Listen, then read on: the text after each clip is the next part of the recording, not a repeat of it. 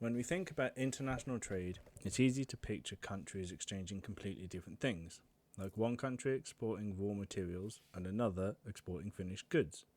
But when I calculated the intra-industry trade, or the IIT index, between the UK and the USA for transportation in 2018, that is not what I found.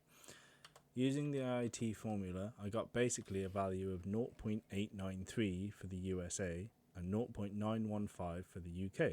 So both very high, over 89% and 91%.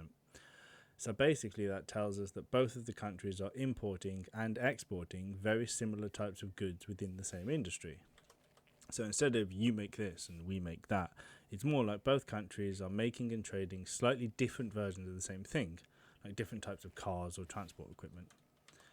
This kind of trade is often explained by new trade theory, particularly ideas around product differentiation and economies of scale.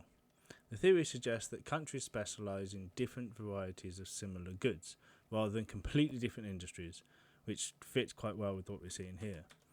Now, this has some pretty big implications for the UK trade policy. First, it shows that the UK is heavily integrated into global supply chains. Trade isn't just about finished goods anymore, it's about parts, components and specialised products moving back and forth. So if the UK were to introduce trade barriers, like tariffs or quotas, it wouldn't just hurt foreign producers, it would also disrupt UK firms that rely on these imported inputs. So straight away, this suggests that protectionism is a lot more damaging than it might seem on the surface. Second, high IIT means competition isn't really about being cheaper, it's about being better. UK firms are competing directly with firms in countries like the US within the same industries. This means things like innovation, quality, branding and efficiency matter far more than just cost. So from a policy point of view, instead of trying to protect industries, the UK should be focusing on investing in skills, technology and productivity. Third is the kind of trade that only works if trade flows smoothly.